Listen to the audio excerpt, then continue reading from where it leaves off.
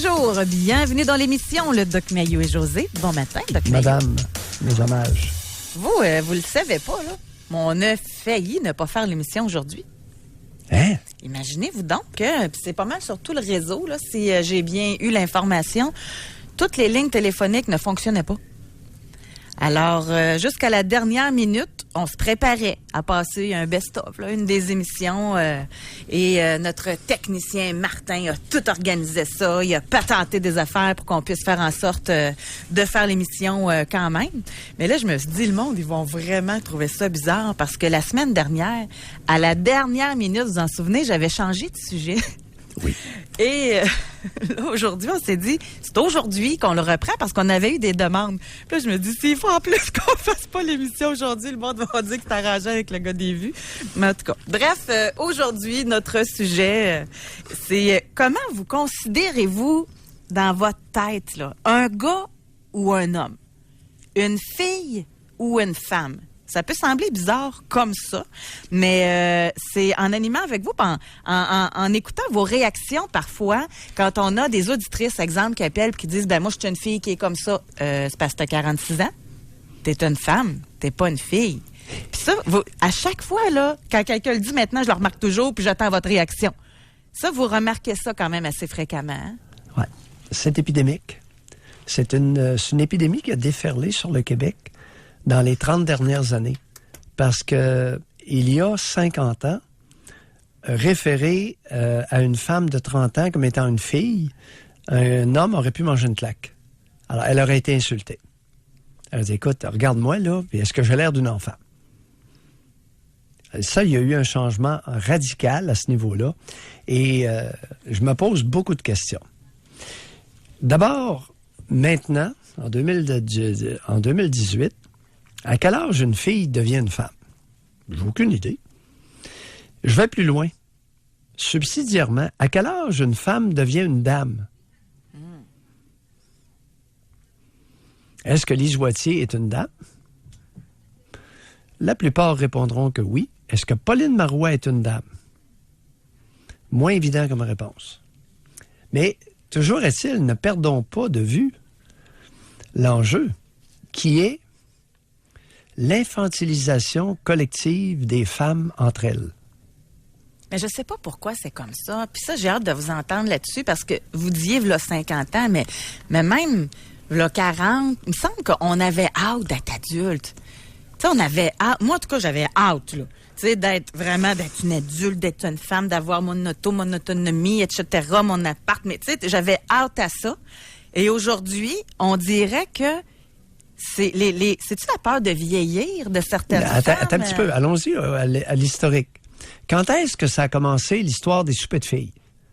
Les soupers de filles de femmes de 45 ans à 50 ans. Les femmes dans la quarantaine. Les soupers de filles. On s'organise un souper de filles. Puis ça vient pas des hommes, là, cette histoire de souper de filles-là. Là. On dit jamais un souper de femmes. Non. Un souper de filles. Et là, on entend, puis les hommes ont embarqué dans cette infantilisation collective des femmes entre elles, qui inclut un peu les hommes aussi, mais pas tellement. Beaucoup moins. Question que je me pose. Ça profite à qui? Ça profite à qui l'infantilisation collective des femmes entre elles? Qui profite de ça? Il faut que quelqu'un en profite, puisque c'est une mouvance sociale des 30 dernières années. Particulièrement des 20 dernières années. Et ça roule solide, là. C'est presque devenu mur à mur. Il y a à peu près plus de femmes, c'est des filles. Elles réfèrent à elles, entre elles, comme étant des filles. Avec ma gang de filles. Ma gang de filles. Ma gang de filles. Ma chum de filles. Un voyage de filles. Oui, c'est... Mais c'est de l'infantilisation. Ça profite à qui? Du côté des hommes, j'ai trouvé de quoi aussi. Ils appellent ça le syndrome de Peter Pan. Et c'est pas encore dans le DSM-5 parce que c'est trop controversé. C'est ce que j'ai trouvé, mais il y a plusieurs psychanalystes là, qui ont étudié ça. Et il y en a qui disent que c'est souvent les adultes hommes qui préfèrent l'enfance et l'adolescence. Et selon certains psychanalystes, là, c'est que derrière il y a une dépendance affective, financière. Tu sais, les Tanguy, là, ça serait aussi des hommes, des garçons qui refusent d'être des hommes, qui veulent prolonger le plus longtemps possible cette période-là avant de prendre leurs responsabilités. Oui. Ça, on avait un mot pour ça, c'est l'immaturité. Ben oui. Ils appellent ça aussi la nostalgie de l'enfance. Bon, qui a comme conséquence d'empêcher quelqu'un de maturer. Ça, on connaît ça. Mais dans le cas est-ce que les analystes, est-ce que tu as trouvé quelque chose pour expliquer la mouvance, la mouvance anti-maturation chez les femmes? As-tu trouvé quelque chose là-dessus? Il y a probablement qu'il n'y a rien. Parce que dès qu'on a un phénomène féminin, il y a une pudeur exagérée à l'examiner. Tout ce qu'on a, c'est sur les hommes puis le syndrome de Peter Pan. Ben oui, les Mais hommes. ce que j'ai trouvé quand même, c'est nono. Il y a plusieurs femmes, puis là aussi, on y va au niveau de la psychanalyse, là, mais que ça peut être très problématique pour les filles, on va le dire, les filles qui ont des enfants, qui refusent encore une fois de prendre leur responsabilité d'adulte. Fait que pour les enfants, ça serait problématique de ne pas avoir une image de femme. Hey, as-tu pensé, toi, une fille qui a des enfants, un souper de filles, puis elles ont tous des enfants? Ben, c'est souvent ça. Ça jure, ça offense, c'est presque abject. C'est-tu des spécial, hein? Des femmes ou des hommes qui ont été peut-être trop couvés? Qui veulent rester dans ce cocon-là? Ou... Mais moi, je vais... Pour les femmes, je m'adresse aux femmes. Là. Oui. Ça se peut-tu qu'il y a la peur de vieillir? Je reviens là-dessus. Là. La peur de vieillir. Fait qu'ils se rajeunissent en s'appelant des filles au lieu d'être des femmes. Écoute, t'as une hypothèse? J'en ai même pas. T'as une hypothèse? Parce qu'il y a une mouvance collective, une mouvance sociétale. C'est pas 3-4 cas, là. C'est une mouvance sociétale. Cette infantilisation collective des femmes entre elles, par elles et entre elles. Et là, pour une fois, il n'y a pas d'homme qui est responsable de ça, là. Oubliez ça, là. Alors, quelle mouche vous a piqué il y a 30 ans pour que vous vous infantilisiez par vous-même, entre vous? Quel est le phénomène? Et pour un homme, là, en passant, mais ça prend... Bon, on jase, là. Ça prend quand même un homme pour se sentir femme dans certains cas. Attends, je vais expliquer. Quel juron? Hey, tu viens de blasphémer, toi, là. Attends un peu, je vais l'écrire. Ça prend... Oui, je veux te citer. Ça prend un homme... pour qu'on se sente femme. Pour qu'on se sente femme, parce que... Mais là, j'essaie de quoi, là? Je dis pas que j'ai la vérité, là. Je oui, mais je voulais écrire la phrase pour te bien citer. Non, parce que je veux pas déformer tes propos, Non, José. je comprends. Mais si, admettons, moi, je suis en couple avec un petit gars, ça va être difficile de me sentir femme. Mais si je suis en couple avec un homme, ça va être plus facile de me faire sentir femme. Comprenez-vous ce que je veux dire? Alors là, tu es en train d'insinuer, et j'ai bien compris. Vous me faites peur, là. Allez-y. T'insinues. Non. Là, je fais des farces. Non, matin, j'ai pas un once de méchanceté. Je fais des farces. OK. Est-ce que tu es en train d'insinuer que les femmes auraient besoin des hommes? Pour se sentir femme. Aïe aïe. Tu ne trouves pas que c'est anti-matriarcal, ce que tu viens de dire? Moi, je pense que ça va ensemble. Puis, savez-vous quoi? Je pense qu'un homme aussi a besoin d'une femme pour se sentir homme. S'il est avec une fillette, ça va être dur d'être homme. Fait que je l'écris ça aussi. Ça prend une femme pour qu'un homme se sente je pense qu'on a besoin mutuellement. Je pense que pour un couple équilibré, là, ça prend un homme, une femme. Qu'est-ce que tu fais des homosexuels? Moi, je pense qu'il y en a des homosexuels hommes. Ceux qui mettent du cuir, non, c'est une farce. Non, c'est une farce. Mais c'est une question de faut pas les oublier. de LGBTQ. Non, mais c'est une question de tempérament, Parce qu'ils vont lever, les autres, là. de force intérieure. Oui. Moi, je les oublie pas, les LGBTQ. LGBTQ. Et il y a des lesbiennes, femmes aussi, là. Tu sais, tant qu'à ça, là. Puis, gênez-vous pas, les homos, là. Écoutez, vous êtes toujours bienvenus. Parce que là, on fait des grosses affirmations, nous autres, là.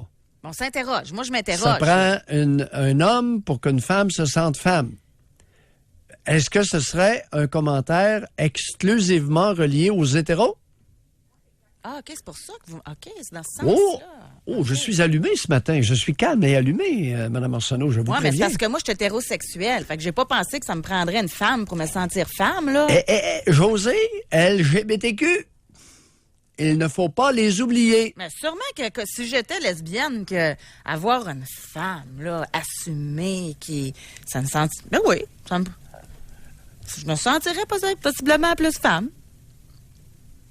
Je sais pas. En tout cas, moi, je vais me concentrer sur l'hétérosexualité. Là, c'est la réalité que je connais, mais... Oui, mais ils sont 12 les homos. Ben oui, mais qui appellent, alors, ils vont 1 sur pouvoir 10. nous le dire. Ils vont pouvoir nous le dire. Alors, soyez, puis je le dis respectueusement, là, on ne vous oublie pas. Je ne vous oublie pas.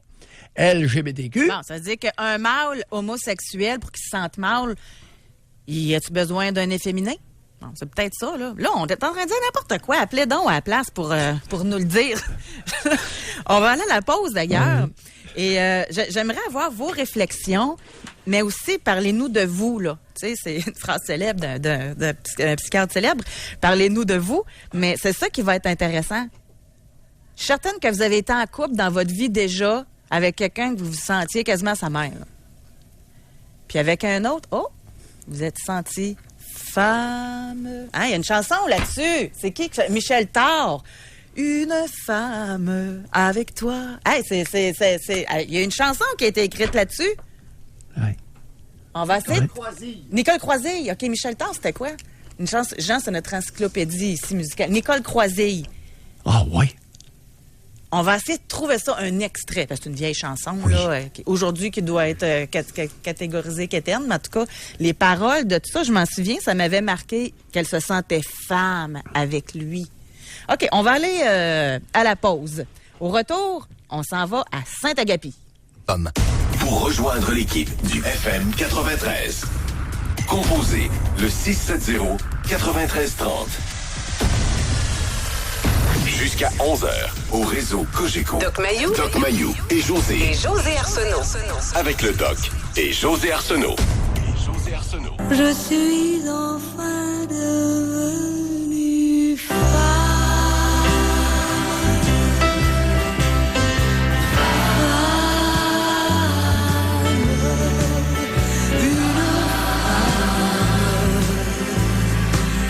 Avec toi. On va l'arrêter là, parce que les gars ont peur qu'on perde tous nos jeunes qui nous écoutent, là. Mais c'était toute qu'une bonne chanson, là. Ben, elle a de la voix aussi, là. Nicole Croisille. Oui, et j'ai bien compris, je suis enfin devenue femme avec toi. C'est ça? Là, tu te fais confirmer par une musique. Mais ça ne veut pas dire que c'était sa réalité à elle. Oui. Bon. Mais, en tant que possiblement hétéro. Oui, mais on est inclusif aujourd'hui, là. Oui. Parce que ça peut devenir compliqué, là. Mais en tout cas... écoute, on n'a pas le choix, c'est 10 c'est 12 de la population. Alors, est-ce qu'il y aurait une variable qui serait selon l'orientation sexuelle? Oui. Mais ça va un peu. Je suis devenue femme avec toi, puis avec la voix qu'elle a, on peut s'entendre que peut-être... Moi, j'ai une hypothèse. Ça se peut-tu qu'une femme, avec ce que je disais tantôt, que ça prend un homme pour qu'on se sente une femme, mais ça se peut-tu aussi que ça passe par notre épanouissement sexuel? Une femme, là, qui est épanouie sexuellement, qui est bien dans son corps, qui s'assume, elle a plus de chances d'être une femme qu'une fillette dans un corps de femme. C'est bon. La question est intéressante. Mais ça explique pas l'infantilisation collective des femmes entre elles, par elles. Je comprends ton point, mais le phénomène n'a pas toujours existé au Québec. Ah, parce que Il était inexistant et on l'a créé. Alors, ça vient d'où? Et ça profite à qui? une femme qui est avec un petit gars au lit, elle se sentira pas femme. Ça, c'est sûr. Bon, ça, Sur je une pense base que individuelle. Ça fait partie de l'équation, là. Oui. OK. On va aller au téléphone. Alors, t'es en train. Alors, on pourrait se poser la question, est-ce que collectivement, il y a un problème majeur d'épanouissement sexuel chez les femmes au Québec qui ferait en sorte qu'elles s'infantilisent, elles se reconnaissent collectivement comme étant enfantines? Juste pour ça, tu sais, je pose des questions. Ça n'a pas de bon sens, là. Ah, mais c'est intéressant de réfléchir comme ça. On va parler avec Ginette de Saint-Agapi. Bonjour, Oui, Ginette. on va l'écouter. Bonjour. Ginette. Moi, personnellement, je trouve que je suis devenue une femme vers entre 31 et 33 ans, là. Suite, c'est sûr, à un divorce, là, parce que je viens de la Côte-Nord, j'ai eu des parents qui n'étaient pas présents. Alors, moi, je trouve que devenir une femme, c'est une suite de plein de choses dans la vie. Puis justement, arriver à s'assumer là, du bon mot. Là. C'est ça que quand, avec les anciennes valeurs des couples, tu as vécu ce que c'était que, bon, ben tu bouges pas, tu es à la maison, tu travailles pas, c'est moi qui fournis. Moi, j'ai vécu ça. Là. Puis après ça, j'ai vécu d'arrêter d'être dépendante d'une vie qui a été tracée. Là. Pourquoi? Des fois, on se le demande. Là. Je me suis assumée. C'est sûr que moi, je trouve que j'ai eu des meilleurs choix à la minute que j'ai pu gagner des salaires plus intéressants aussi. Là, parce que je veux pas, quand vous, t'as ça a pas passé, je vous interromps, t'es là. un peu dépendante. Là. Mais Ginette, ça a passé, vous, par votre autonomie? D'abord, puis c'est sûr que dans le temps, je m'étais fait aider par une psychologue parce que mon mari, le vrai mot, il était misogyne, puis moi, je me défendais pas. Bon, ben, c'est sûr que quand t'as pas eu de parents, t'as pas de bagage non plus, là. Fait qu'à un moment donné, mon Dieu, c'était quoi votre question? Excusez, là, parce qu'on est nerveuse en radio, là. Oui, OK. C'est que l'autonomie d'abord, puis après, ben, c'est sûr que j'ai rencontré un homme à qui j'ai pu faire confiance parce qu'il y avait les atouts pour ça. Il pensait à moi. Tandis que l'autre, c'est le contraire. Beaucoup d'hommes et de femmes aussi se servent. Ils pensent pas à l'autre. Il n'y a pas de partage. Il n'y a pas cette intensité de cheminer, d'évoluer. Puis avec plein d'expériences, plein de choses. À un moment donné, je suis devenue comme sûre de moi. J'étais plus à la recherche de rien. J'étais bien avec moi-même. Alors là, j'ai l'impression que là, je suis devenue femme. Que j'ai pu prendre les décisions que j'avais envie de prendre. Attends, je ne dépendais pas de personne. Vous situez ça dans une fenêtre très précise entre 31 et 33 ans. Oui, où j'ai pu m'assumer, j'ai pu prendre des décisions, j'ai pu refuser, j'ai pu dire non. J'ai appris à dire non, même avec ma clientèle. Tu sais, des fois, les clients me demandaient des choses, puis je disais oui à toutes. Dans quel domaine? J'étais comme... dans quel domaine? Moi, je suis dessinatrice de mode. OK. Alors, je fais la couture, puis il y a eu un temps où je cousais, les gens me demandaient plein d'affaires, puis ça me tentait pas, je le faisais pareil, je n'étais pas capable de dire non. Le monde, je suis mal pris, je trouve pas personne, tu devrais... Tu sais, j'étais tout le temps... je disais pas non, c'était pas compliqué. Puis j'avais pas de personne autour de moi qui me voulait du bien, c'était toujours de se servir de moi. Puis j'étais trop bonasse, trop... Alors ça, j'ai comme tout appris ça à la dure à un moment donné, à force d'endurer. Puis, dans une période de 2 ans, entre 31 et 33 ans? 2 ans. Je vais vous dire, franchement, là, dans la vie, tu évolues tout le temps. La journée où tu n'évolues pas, tu es mort. Là. Ouais, moi, j'ai appris qu'évoluer constamment, d'apprendre tout le temps. Mais c'est-tu l'année de votre divorce, ça? C'est-tu l'année de votre premier divorce? C'est-tu l'année de votre premier divorce? Excusez la question, quoi? À 31 ans, est-ce que c'est là que vous avez quitté le conjoint qui était néfaste pour vous? Okay. Oui. Fait que c'est en vous pour la deuxième séparant fois, de lui. Et combien de temps, à quel âge avez-vous rencontré l'homme qui vous a aidé dans votre cheminement, là? J'avais à peu près 33. Okay. Mais je m'étais aidé aussi, là. J'avais pris plein de décisions, là. Oui. Tu sais, ça fait que c'est sûr que... Qu'est-ce que vous voulez dire par là? Un homme qui pensait à vous, vous avez mentionné tout à l'heure, il pensait à moi. Concrètement, ça veut dire quoi? Il était délicat, il faisait attention, il était gentil, il était capable de dire des belles affaires, puis l'échange était bon des deux côtés, il y avait un partage. il y avait de la place à l'évolution. C'était pas quelqu'un qui me mettait des barrières. Exemple, ce que j'ai vécu. Ouais, ben là, que je te voie pas parler aux voisins. Moi, j'aime pas ça quand tu te maquilles. Non, tu travailleras pas parce que moi, je vais payer de l'impôt. Garde. Okay. Je suis arrivé dans un autre monde, mais dans un vrai. Moi, Ouais, que je calcule un vrai monde. Là, Ginette. Ça se sent mieux. Ginette, Oui. Une personne qui est délicate, gentille, qui partage, c'est pas tellement masculin, ça? Bah, faudrait pas trop non plus exagérer, mais il y a le monsieur en question, il avait un beau mélange. Là. C'était quand même. Vous êtes en train de dire qu'un homme peut être délicat, peut être gentil. Femme aussi. Et aimer pas. Non, attendez un peu. OK. C'est rare, là. J'ai pas entendu ça souvent dans ma vie. Okay. Je veux bien vous comprendre. Êtes-vous en train de dire qu'un homme peut être délicat, gentil et aimer partager? Oui. OK. J'ai pas entendu ça souvent dans ma vie. Ça fait pas partie... Ils sont rares aussi. Ah, OK. Bon. Ils sont rares. J'aurais eu avantage à me taire. Hein? Merci beaucoup, Ginette, de nous avoir parlé. Merci. Bonne journée, je vous adore. Bye-bye. Bye. Doc Mayou, ça se peut aussi, juste pour suivre avec Ginette, là, un homme délicat, mais un homme peut être... Moi, délicat, je le vois comme attentionné. Pas délicat. Bon. Alors, depuis quand que la délicatesse, la gentillesse, l'attention, le partage sont des caractéristiques masculines? Depuis quand? J'ai jamais entendu ça, moi, là. Non, mais un homme, c'est pas une brute brusque, mal léchée, là. Un vrai homme, pour moi, justement, il assume sa gentillesse, le côté attentionné, la galanterie. C'est tout qu'un homme, là. OK. J'ai hâte de voir la réaction de nos auditrices. Mesdames, Parle pas d'un fait là. Est-ce que un homme qui est délicat, gentil, galant, va vous exciter sexuellement au point de provoquer une lubrification? Ben voyons donc, vous avez des doutes? Plein la tête. Vous pensez que pour qu'une femme soit excitée, ça prend une brute? Ben voyons. La plupart des femmes ne ressentiront aucune excitation sexuelle face à un homme qui est délicat, qui est gentil, qui aime partager, qui est galant. Bon, j'ai nuance. eu beaucoup de confidences à cet effet. Nuance. Si c'est un petit gars qui est comme ça, un petit gars de 45 qui est délicat, bienveillant, gentil, ça va peut-être être plus difficile. Mais l'homme qui est comme ça, là, il ne doit pas avoir de misère à pogner.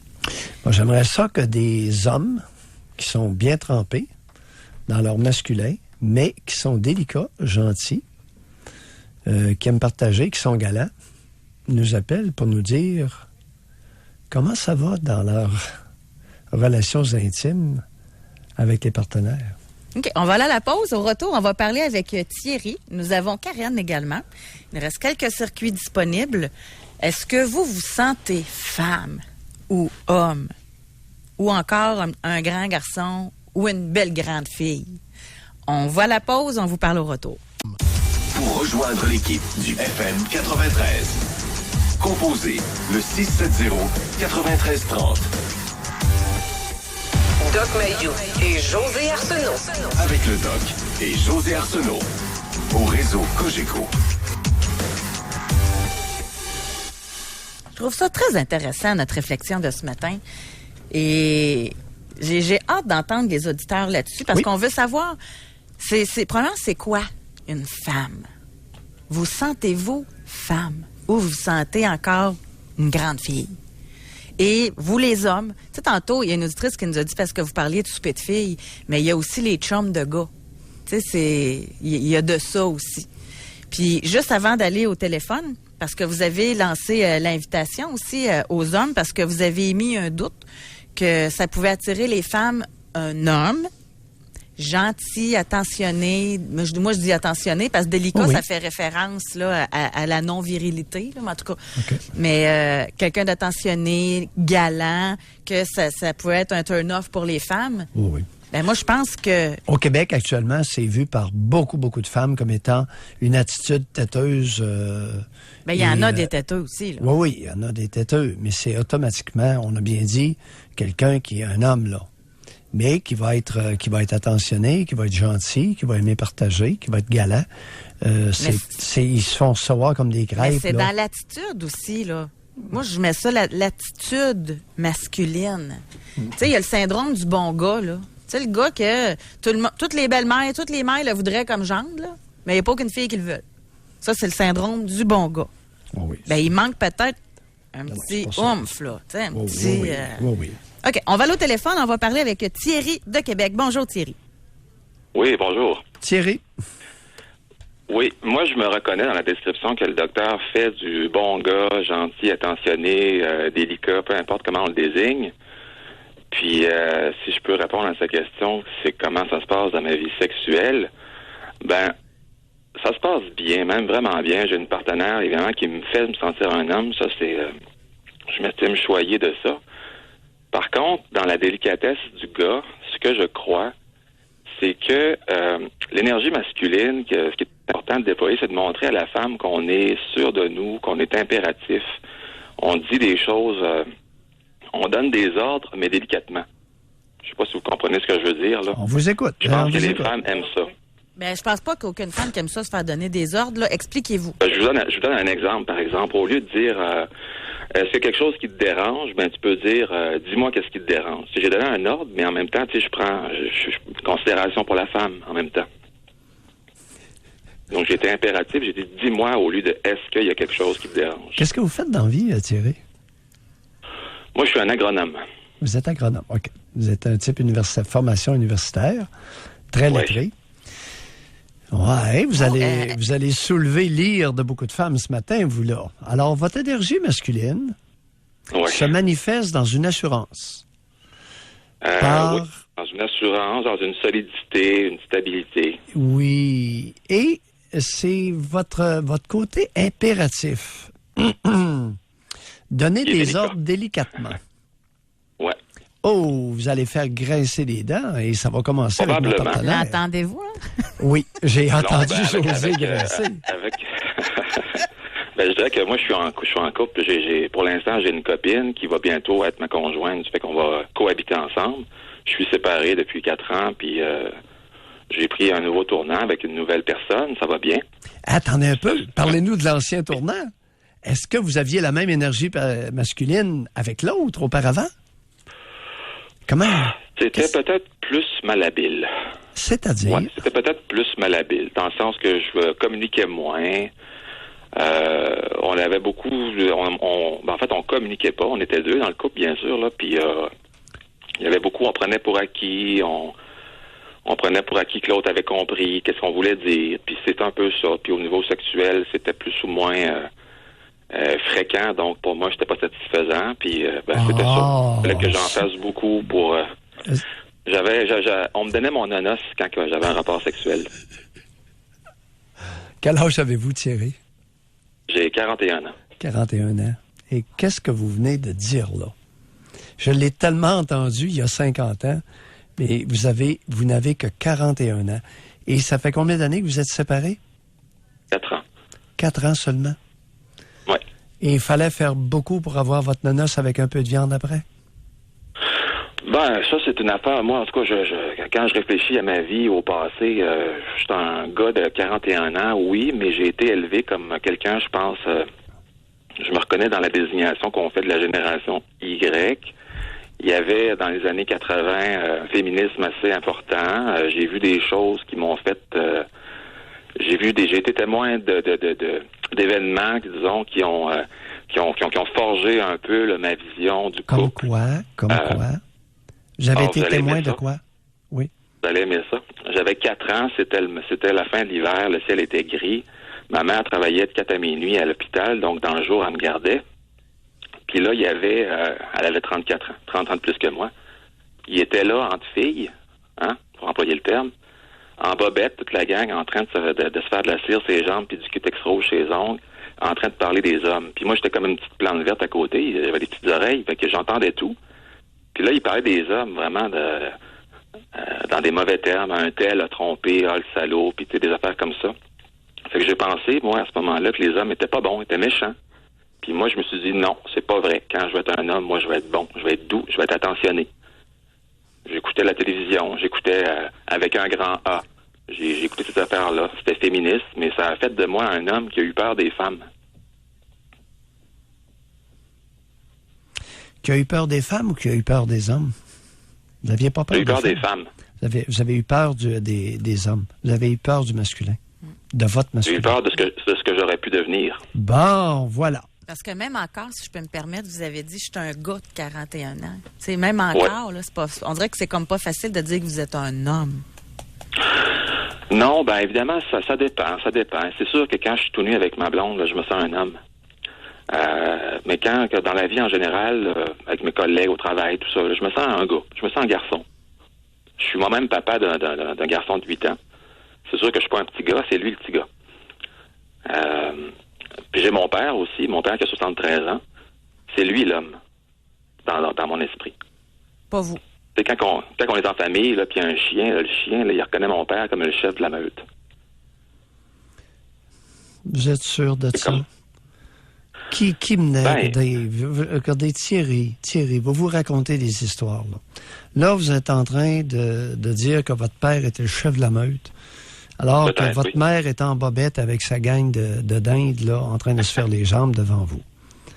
Les jambes avec la cire, l'odeur. Ben oui. Oui.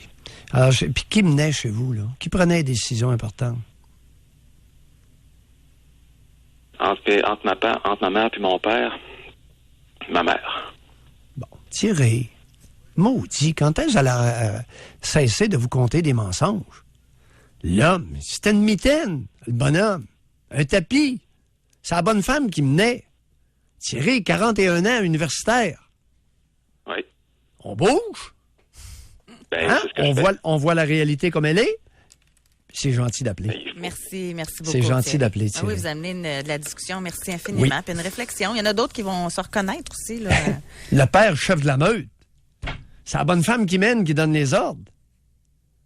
C'est quoi cette affaire-là? 41 ans, on le voit comme un chef de la meute alors qu'il était un tapis sur lequel s'essuyait la bonne femme. Elle s'essuyait les pieds. Elle bossait comme un enfant. Y a-tu ça aussi, c'était une autre chose que je voulais amener. Ceux qui sont encore là, des petites filles puis des petits gars, ça peut-tu être des petits gars à maman, des petites filles à papa, qui voulaient les garder le plus longtemps possible auprès d'eux, puis que ça les a malheureusement freinés dans leur évolution? As-tu remarqué, Thierry se voyait à 4 ans comme une plante verte. Il est allé en agronomie.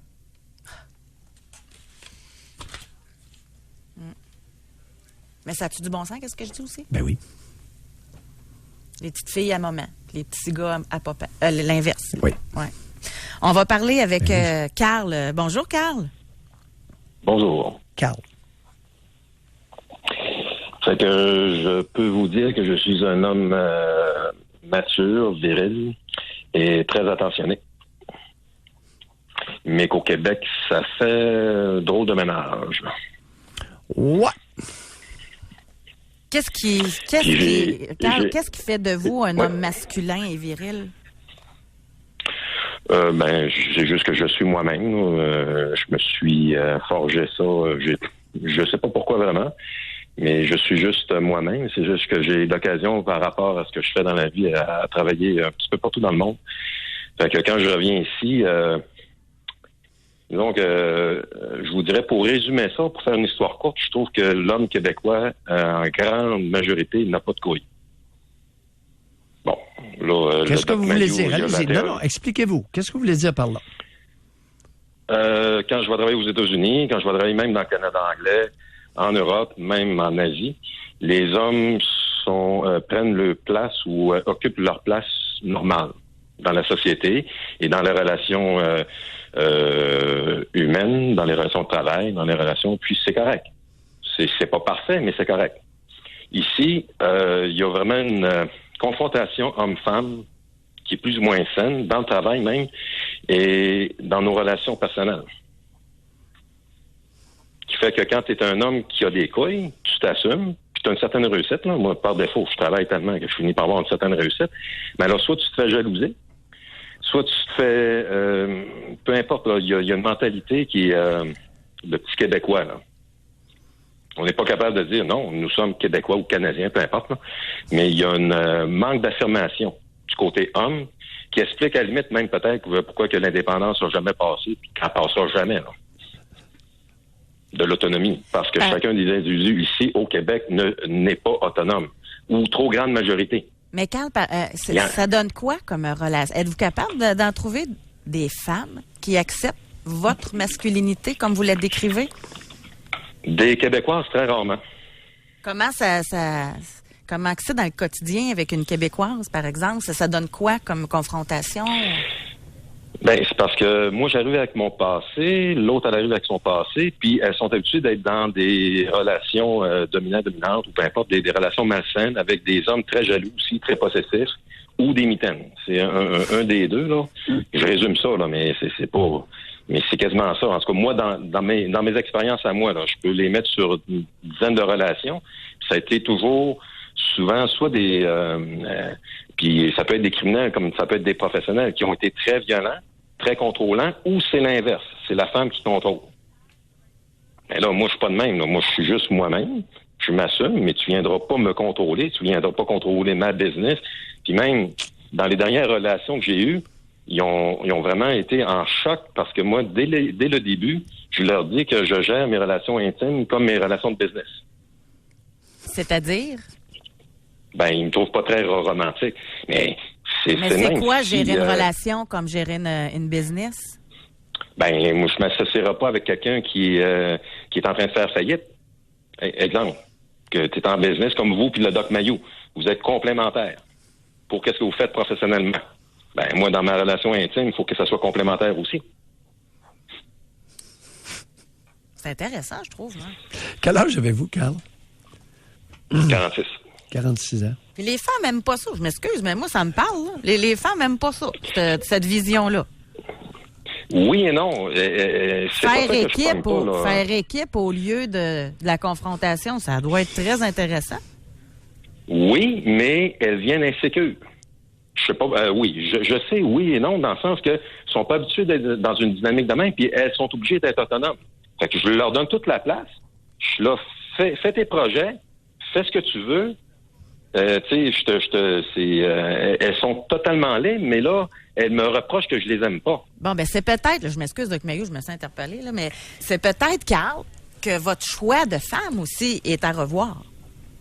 Il y a peut-être que vous choisissez mal, vous les analysez moins bien. Peut-être que vous choisissez des filles au lieu des femmes. Non, ben je vous dirais, j'ai beaucoup moins de ces interactions-là à l'extérieur du Québec, juste à Toronto ou à New York. Les femmes sont plus fortes, moins contrôlantes. C'est juste ça. Moi, quand j'arrive à Montréal ou à Québec, au Saguenay, moi je suis originaire du Saguenay, ben puis c'est pas fait qu'elles sont pas belles. On a des très, très jolies femmes ici. Je suis très attiré, mais ils sont pas fréquentables. Non, je veux pas toutes les mettre. C'est pas 100%, mais souvent c'est le même. Ils sont très jolis, mais c'est difficile. Ils sont difficilement endurables, là, dans certains cas. Oui, à comparer, comme moi j'arrive de la Chine, et c'est la femme chinoise ou asiatique, en général, est tellement gentille, c'est tellement plus simple dans les relations. C'est comme tabarouette, quand tu arrives avec une Québécoise, ben là, attache ta tuque, là. Et les Québécoises vont regarder les Chinoises et dire que ce sont des femmes soumises.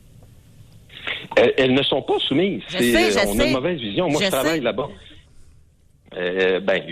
C'est une autre culture aussi, mais la femme, même avec l'âge, là-bas, va prendre de la notoriété, va prendre du galon, si on pourrait dire, ou un respect dans les villages. Ouais.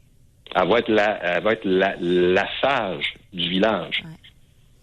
Hey, merci beaucoup. Même si c'est communiste ou peu importe. Moi, je vous aurais écouté longtemps, là, mais merci beaucoup, Carl, d'avoir été avec nous. Mais c'est vrai qu'au Québec, mais Colin, je ne vais pas aller là, mais je pense que le féminisme a détruit ça.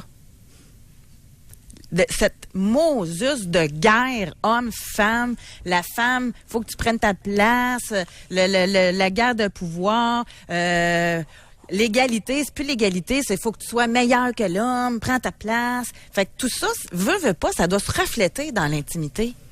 Définitivement. Alors, la confrontation, prendre sa place, ne veut pas dire être constamment en confrontation, mais pas du tout.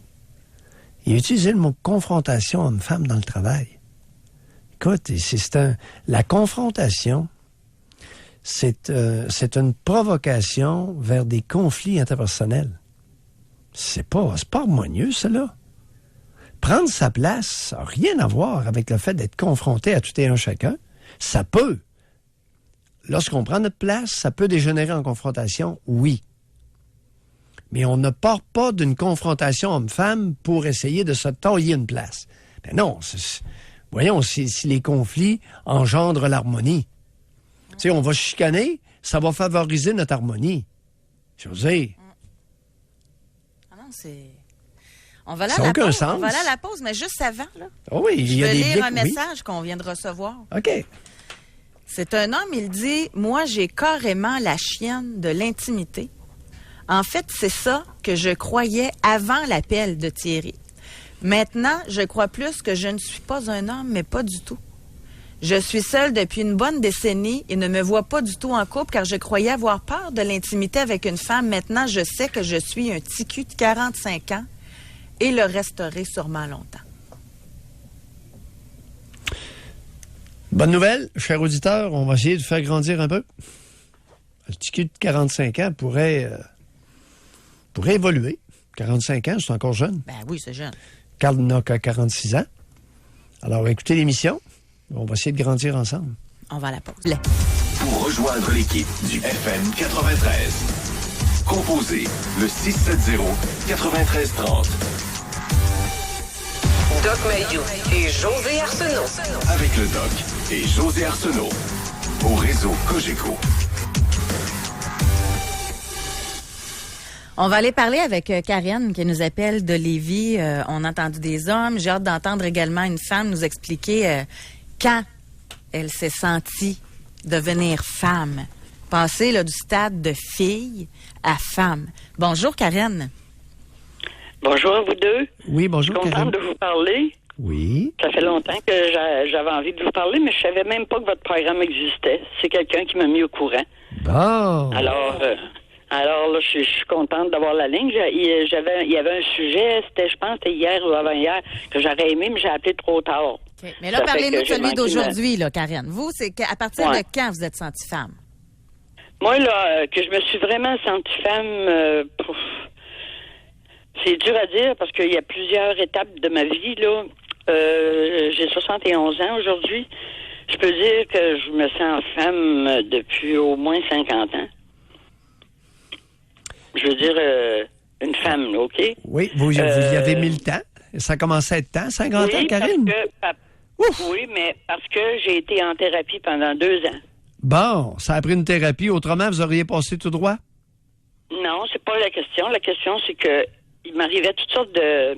Oui. C'était pas une thérapie, là, une maladie mentale, là, moi, que je faisais. J'ai jamais été en psychiatrie. Oui. Non, je sais. Là, c'est juste que il m'arrivait tellement d'affaires, là, que... Puis je suis une fille unique, et puis... Vous êtes encore fille, hein? C'est une fille... ouais. Hein? Ouais. Vous étiez une enfant unique, qu'on dit. Oui, la seule enfant unique, puis adoptée. Oh, boy. OK? Oui. Et puis, là, maintenant, j'ai 71 ans. Et puis, depuis l'âge de 20 ans, j'ai pris soin de... Il y avait mon fils, mes parents. OK? J'ai pris soin d'eux autres toute ma vie. Oui. Et puis... Karine, c'est bien intéressant, mais on finira pas, on obre une secousse. Juste une question. Oui. Quelle différence ça a fait dans votre vie de passer du stade de fille à femme à 50 ans? À 50 ans? Quelle différence que ça a fait dans ma vie? Ben, ça a fait dans ma vie que j'ai arrêté. Premièrement, j'ai été 10 ans sans chum. Tu sais, je veux dire, là, ça m'a aidé énormément. Parce que j'ai vu c'était quoi. Tu sais, je veux dire, là, j'ai pas besoin de ça dans ma vie. J'ai décidé ça. J'ai été 10 ans sans amis. Et puis, comment je vous expliquerais ça, donc? Puis ça m'a pas manqué pantoute. Au contraire, j'étais bien. Puis là, j'ai pu être moi-même, parce que j'étais toujours au service des autres. Oui. Tu sais, aide une, aide l'autre. Okay. Tu sais, à l'âge de 20 ans, moi, j'avais un enfant.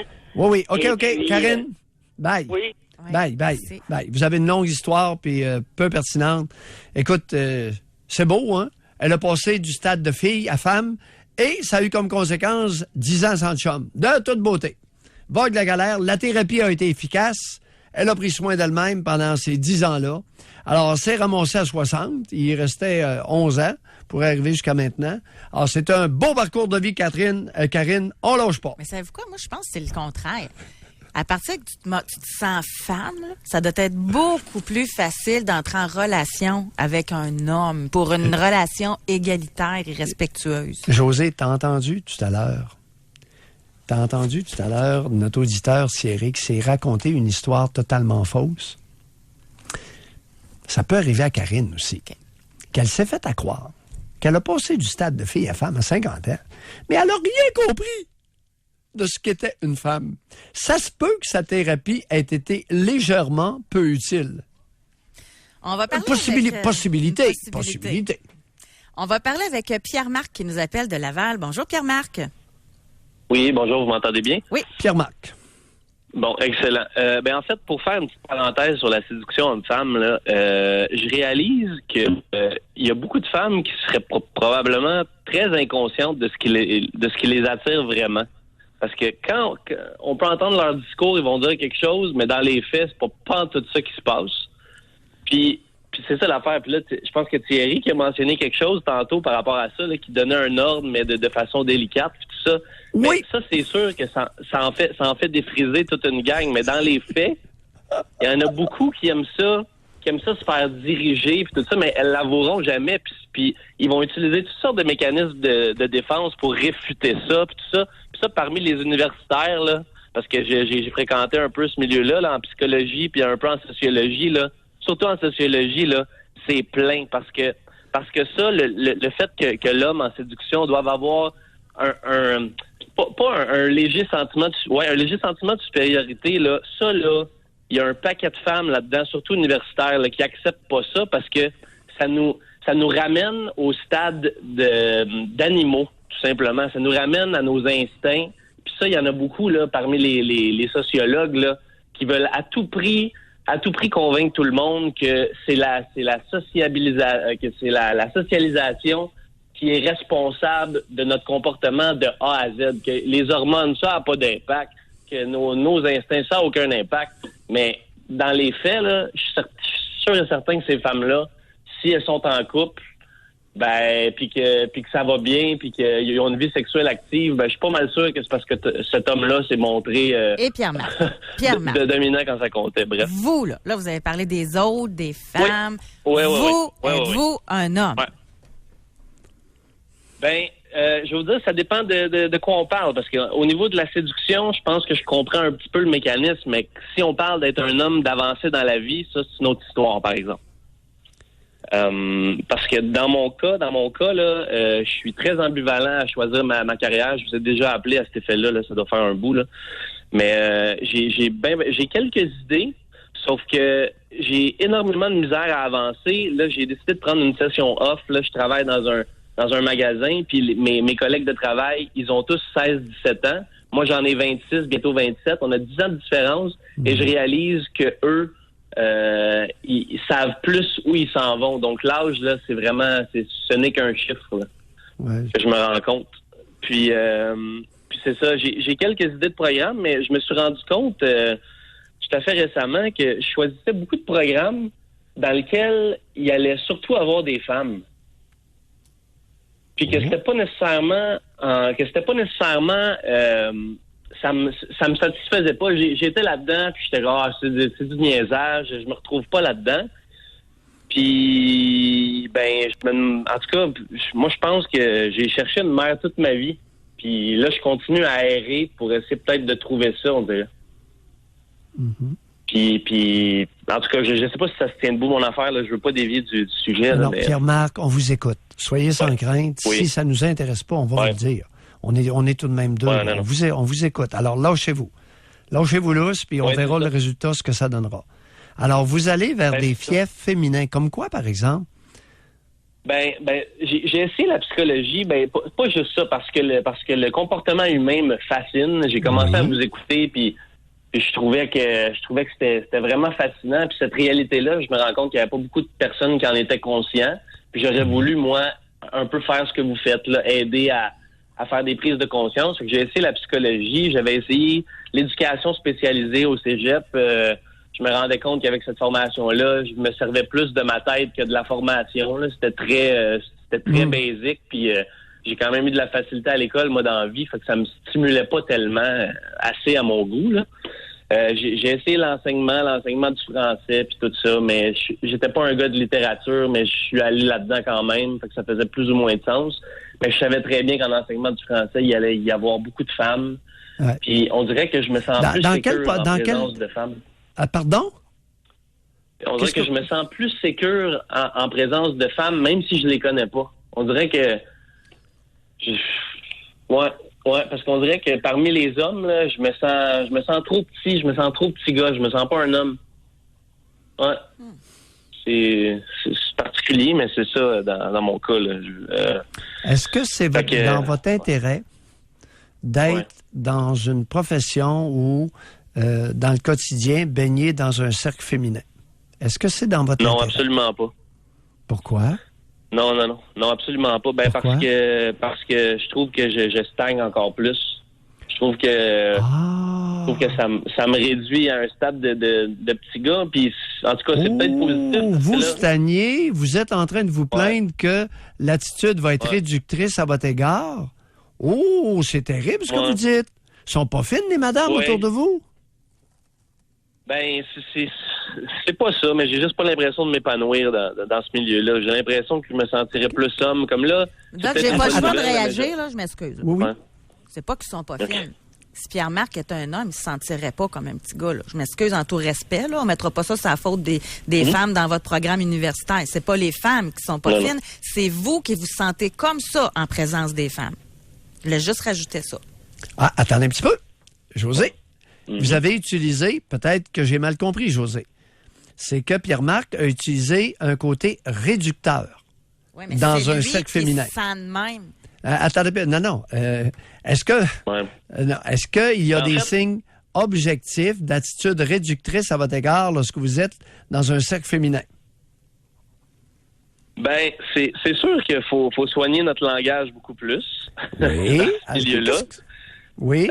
Mon opinion, mes opinions, puis je m'en suis rendu compte parce que sur Facebook, j'étais un petit peu virulent sur certaines opinions à l'égard de toutes sortes de faits qui se passaient. Puis je vais recevoir toutes sortes de commentaires qui font que dans le milieu professionnel, entre autres de l'intervention, je pense pas que j'aurais pu tout dire. Je pense pas que ça aurait été dans mon intérêt. D'après moi, on m'aurait peut-être mis des bâtons dans les roues pour continuer mon cheminement académique.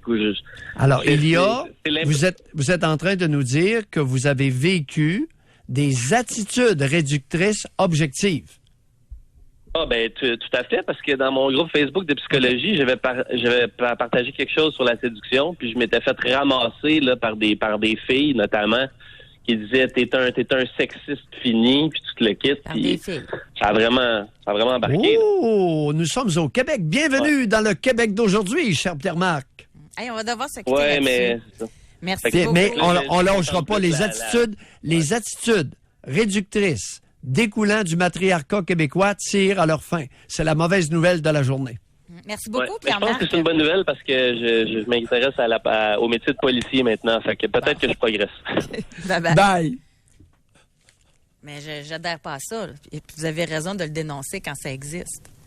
Mais encore là, moi, je fais la différence. Une femme va accepter l'opinion différente de l'autre sans se sentir menacée. Alors que la fille va censurer le langage, c'est ça. Va censurer l'opinion, va censurer l'attitude.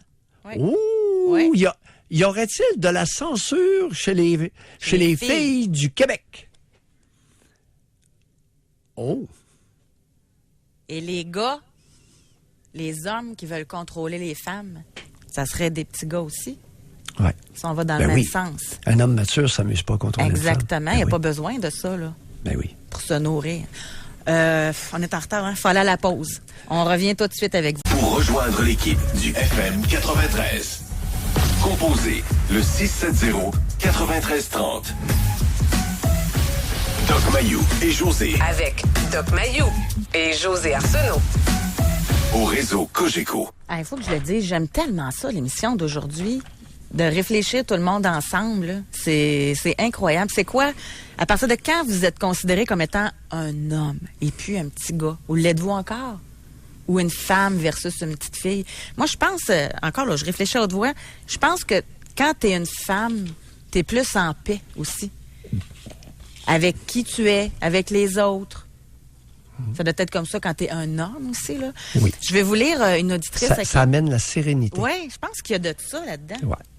Ouais. Une auditrice, puis on va aller au téléphone après, là. Elle dit, j'ai 31 ans. J'ai été infantilisée toute ma vie par ma mère. Quand j'étais adolescente, j'avais hâte d'avoir 30 ans pour être une femme. Et c'est seulement il y a 2-3 ans que la réalité m'a frappée. Je me suis rendu compte que je ne suis jamais devenue femme en me regardant comme j'étais vraiment via l'introspection. Ma mère a toujours persisté à me priver de mon intelligence, de mon jugement. Maintenant adulte, elle me traite encore comme une enfant, toujours en train de me donner des conseils que je n'ai pas demandés, toujours en train de me faire des rappels comme si je n'étais pas capable de penser par moi-même. Elle a toujours voulu m'empêcher de faire des erreurs sous prétexte de me protéger d'une conséquence à une erreur. Elle n'assume tout simplement pas que je suis une adulte. Je suis instruite de niveau universitaire dans les finances et madame qui n'a pas d'instruction ose me dire comment gérer mon argent et se permet de me reprocher mes dépenses ou mes investissements. Bref, ceci n'est qu'un exemple parmi tant d'autres. Alors voilà, ma mère toujours m'a tiré vers le bas alors que j'ai essayé de m'élever. Une chance que je suis intelligente et instruite car grâce à cela, j'arrive maintenant à m'éduquer moi-même et à m'introspecter. Merci. Témoignage extraordinaire. Et très révélateur d'un gros pourcentage de jeunes femmes de 28 à 34 ans. On va parler avec... Il y a des mères, un pourcentage de mères qui sont des nuisances publiques. Cette mère-là, elle doit se penser bonne. Là. Oh, avalez votre gomme. Avalez votre gomme, mesdames qui êtes concernées. Avalez votre chic. Christian de Québec est avec nous. Bonjour. Bonjour. Christian. Êtes-vous un homme, Christian? Ben oui, je me considère un homme depuis peu, je dirais. Depuis 2 ans. Vous avez quel âge? J'ai 42.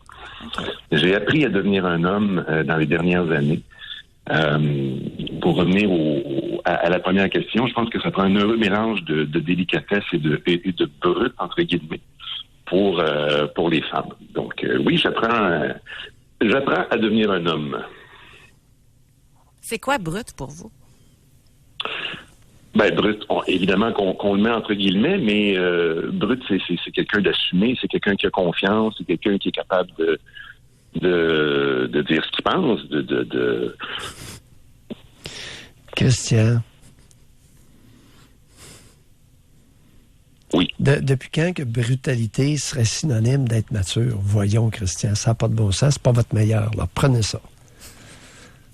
Alors, qu'est-ce que vous voulez dire que lorsque vous utilisez le mot brutalité, à quoi référez-vous exactement, concrètement?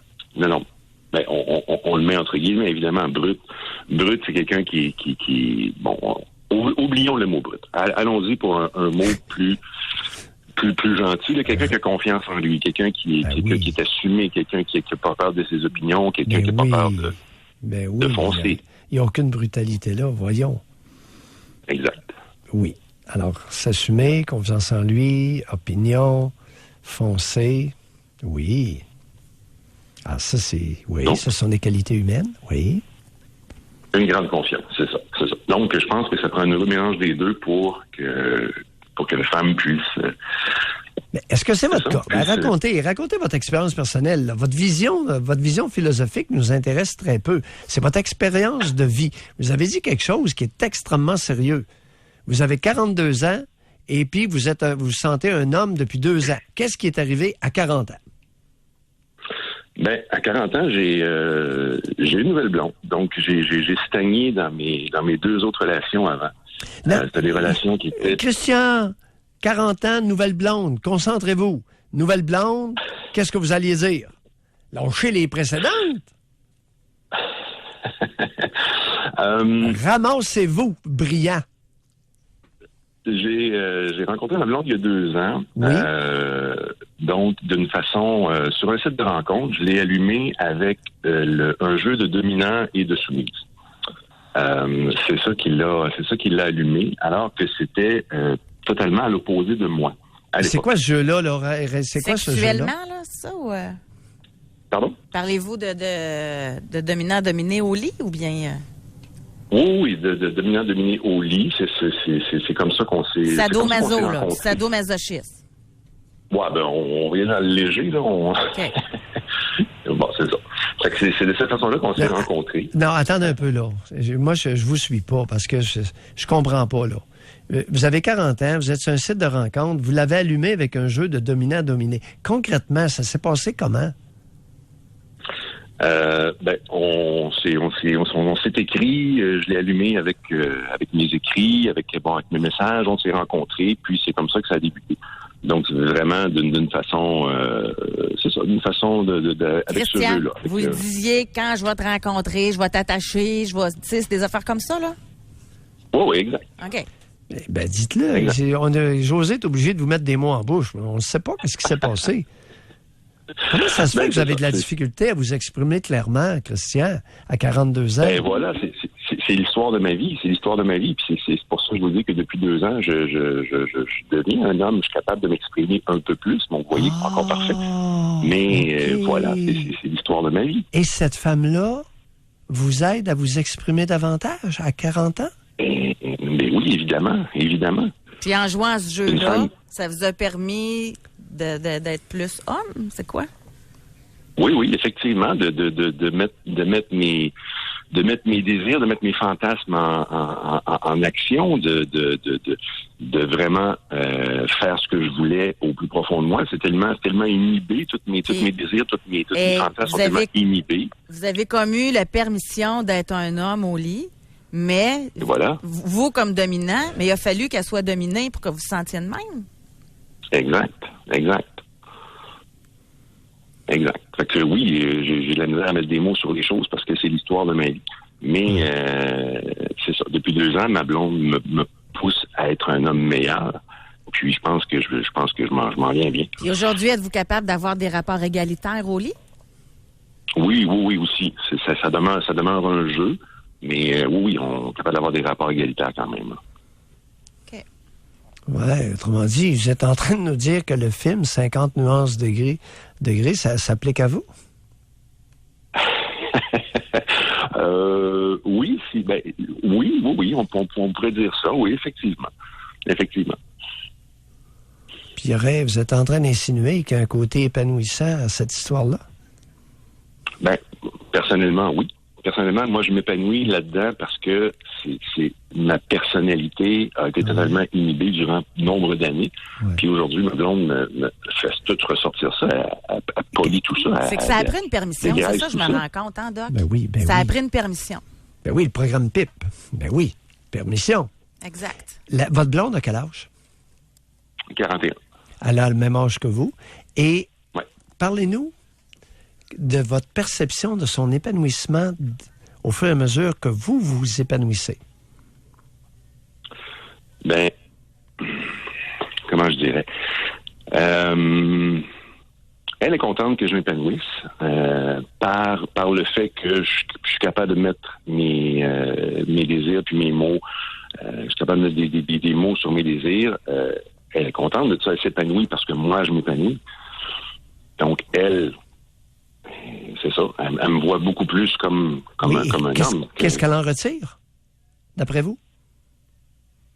Ben, une satisfaction d'être, comment je vous dirais, d'être en couple avec un homme qui est capable de dire ce qu'il pense, de dire ses choses, de s'affirmer, Merci. Bonne continuation. Merci beaucoup, Christian. Merci de votre collaboration. Oh, ça commence à jouer dur. Intéressant. 50 nuances degrés. C'est pas sans raison que ce livre-là a connu un tel succès auprès des femmes. Et les films? livres et films. Oui, livre et film. Oui, on va aller à la Il pause. va y avoir une troisième. Je crois qu'il y a une troisième édition. Hein, Au mois de février, il y a toujours un 50 Shades qui sort sur grand écran. On va à la pause, Doc. Au retour, on revient pour la dernière partie de l'émission. Pour rejoindre l'équipe du FM 93, composez le 670-9330. Doc Mayou et José Arsenault. Le Doc Mayou et José, c'est le Doc et José. Au réseau Cogeco. Il est déjà 10h49. On va parler avec France qui nous appelle de Québec. Bonjour, France. Oui, bonjour. Bonjour, France. Est-ce que vous êtes une femme, France? Oui, puis moi, il y a quelque chose d'étrange, c'est que il me semble que je me suis toujours sentie femme, même quand j'étais toute petite. Est-ce que c'est dur pour moi de dire qu'il y a eu une étape parce que je me sentais une petite fille, puis après ça, une femme? Je sais que quand j'étais petite, je jouais comme une petite fille, puis tout ça, mais on dirait que dans mon fort intérieur, je me suis toujours sentie une femme. Intéressant. Et quelle a été la réaction de vos deux parents? Ben, moi, ma mère, j'ai souvent tenu tête parce que j'avais 6-7 ans, puis elle me faisait croire que j'avais besoin de pilules pour manger. Alors, elle me donnait des pilules pour manger, mais moi, je les cachais en dessous de ma langue. J'allais les porter dans mon garde-robe. Puis là, elle me disait, « Oh, France, ça fonctionne, les pilules. » Mais moi, je la regardais, puis dans ma tête à moi, je me disais, « Ça peut pas fonctionner, je les prends même pas. » Fait qu'on dirait que moi, comment je pourrais dire, mes parents, j'ai comme mis un genre d'écart, puis je me fiais à mon fort intérieur. Dès que j'étais toute petite, je me fiais à moi. Eh boy. C'était quoi cette histoire de... Vous avez quel âge, France? J'ai 50 ans, puis quand j'étais en première année ou en deuxième année, ma mère a trouvé que je ne mangeais pas assez. Fait qu'elle m'avait dit, garde, il va falloir que tu prennes des pilules pour manger. Mais moi, je voulais pas les prendre. Puis je savais, moi, que j'avais pas besoin de ça. Mais elle me donnait. Mais moi, vu que je voulais pas y prendre... Vous savez pas le nom, hein? C'est rare qu'on entend des niaiseries comme ça. Dans quel coin de la province ça se passait, ça? Des pilules pour manger? À ce moment-là, je demeurais à Mistassini. Ben voyons, dans mon bled, tout près de mon bled natal. Ah, sérieux? Ben oui. Mais moi, c'est ça. Quand ma mère elle m'a fait ça, je me suis dit, elle n'est pas logique parce qu'elle dit que ça fonctionne, puis je les prends même pas, les pilules. Oui. Elle a perdu toute crédibilité, la pauvre. Oui. Et je dis bien la pauvre. P-O, accent circonflexe. La pauvre. Moi, je l'ai souvent remis à sa place. Je l'ai souvent tenu tête à elle. Yes! Elle m'a souvent fait des menaces que je n'ai pas écoutées. Moi, je me suis tout le temps fiée à mon intérieur. Des menaces de quoi? Qu'est-ce qu'elle vous faisait comme menace? Ben, elle me faisait des menaces, genre, quand j'allais chez elle, puis des fois, elle était déplacée avec moi, je prenais mes affaires puis je m'en allais. À ce moment-là, je restais plus là. Puis là, elle me disait, ben, tu pourras pas revenir, je te recevrai plus, nanana. Mais moi, ça me passait du pied par-dessus la tête. Puis si j'ai envie de partir, là, moi, j'aime pas rester à un endroit où je me sens pas bien. Peu importe si c'est mes parents ou n'importe qui. Ouais. Je resterai pas à un endroit où je me sens pas respectée. C'est intéressant. Elle a mobilisé une force intérieure qui était nettement au-delà de votre âge très tôt dans votre vie. Oui, puis je sais pas pourquoi j'avais... Je comprends. Oui, ben non, c'est génétique. Alors, il y a une couple de personnes dans vos ascendants qui avaient une belle force intérieure. Ah oui, puis moi, c'est... Évidemment, elle était porteuse de ces gènes-là, mais ils ne se sont pas exprimés en elle. Je vais autant vous le dire. Oui, je sais. Est-ce qu'elle est encore en vie, la bonne femme? La bonne femme est encore en vie, mais moi... Quel âge qu'elle a? Elle a dans 77 à peu près. Ah, elle approche 80? Oui, elle approche 80, oui. Eh bien, Mais ça veut-tu dire, Doc, aussi, parce que je vous écoute là, avec France, le fait de passer de fille à femme, ça peut... On avait déjà fait une émission. À partir de quand vous êtes... pas s'émanciper de ses parents, là, mais ça peut passer par là aussi, hein? Ben oui, la mobilisation de la force intérieure convainc un enfant pas d'une supériorité, mais d'une capacité qui dépasse, de toute évidence, la pauvre qui s'occupait d'elle. C'était une niaise. Sa mère était niaiseuse. En termes clairs, là, elle n'était pas brillante. C'est j'étais niaiseuse parce qu'en plus, ma mère, elle m'a fait opérer pour les amygdales. J'avais environ, justement, 7 ans. Moi, je ne voulais pas me faire opérer. Je lui disais que je n'avais pas besoin de me faire enlever les amygdales. Mais dès qu'elle, un médecin lui disait quelque chose, le médecin avait la science infuse et elle n'écoutait pas qu'est-ce que moi, intérieurement, je ressentais. Oui. Mais moi, j'y disais que non, c'était pas nécessaire. Tu sais, je savais que j'avais rien, c'était comme passager. Je peux pas vous dire. Peut-être que j'étais dans l'erreur, mais je crois qu'il y a des choses qu'elle a faites qu'elle aurait eu intérêt à m'écouter au lieu d'écouter des soi-disant médecins. Exact. Oh, c'est bien dit. Hey, mais parlez-nous de votre père un peu en passant. Quel genre de bonhomme c'était? Mon père, c'est quelqu'un de très autoritaire. Mais à un moment donné, dans ma vie, on dirait que la relation, elle a changé. Et j'ai vu que c'est un homme vulnérable, c'est un homme qui avait des sentiments. Et à un moment donné, moi, je me suis rapprochée de mon père. Je l'ai connu vraiment qui il était en tant que personne. Et j'avais un grand amour pour lui. Mais mon père est décédé il n'y a pas longtemps. Puis quand il est décédé, je lui ai dit merci de s'être bien occupé de moi, dans le sens que il m'a jamais violée, il m'a jamais battue, sauf que c'était quelqu'un d'autoritaire. Puis je pense que après ça, quand je l'ai connu plus... Oui, mais concrètement, c'est parce que ça nous dit rien, quelqu'un de très autoritaire. Donnez-nous quelques exemples de son autorité abusive. Oui. OK, quand j'étais jeune, puis j'étais avec des amis dans la rue, ils venaient nous chercher, puis ils criaient « Hey, c'est l'heure de rentrer! » Puis là, ils nous montraient sa montre. « Venez-vous-en, je vous l'ai dit que c'était l'heure de rentrer. » Hey, moi, j'aimais vraiment pas ça quand ils faisaient ça. Là. Jusqu'à quel âge vous a-t-il couru après dans la rue pour vous faire rentrer? 12-13 ans. Peut-être jusqu'en secondaire, jusqu'en secondaire 3. Secondaire 3 à peu près. Vous étiez rendu à 15 ans. Ouais. Bonhomme, il était gênant. Il faisait ça, mais Mistassini? Ça, non. Ça, dans ce temps-là, on demeurait plus long, on demeurait dans une autre ville. Ouais. Il était un peu gênant, le bonhomme? Oui, il était très gênant. Puis lui aussi, je l'ai remis souvent à sa place, puis j'ai tenu tête. Yes, France! Je l'ai déjà mis dehors de chez moi parce qu'il ne me respectait pas. Exact. Moi, excellent. Ces bonhommes-là, on les met à le place. Vous avez toute une voix douce, puis plein de caractère, plein de... Ah oui, la force intérieure, la stamina. Bon. C'est bon. Hey, merci beaucoup, France, de nous avoir parlé. Bel exemple de stamina féminine. Oui, merci. Les crosseurs puis les fourbes, on les met à le place. Même si c'est nos parents. Fait que bref, ceux qui se croient encore garçons, gars, filles, fillettes... la règle numéro 1, ça serait quoi? Par quoi il commence? Par quoi il... Il y a parfois du plaisir à se tenir debout. Il y a un prix à payer, mais il peut en valoir la peine, nous dit France. Ça nous donne l'impression d'être un être humain accompli. Puis la guerre des sexes, c'est pas nécessaire pour être heureux? Non. Ça, c'est la meilleure façon. La guerre des sexes, c'est la meilleure façon d'être malheureux. Merci tout le monde. Merci beaucoup pour cette émission d'aujourd'hui. Bonne journée, Doc. Oui. Merci beaucoup, Alex et Olivier. Vous, évidemment, passez une belle journée et on se retrouve demain. Bye-bye.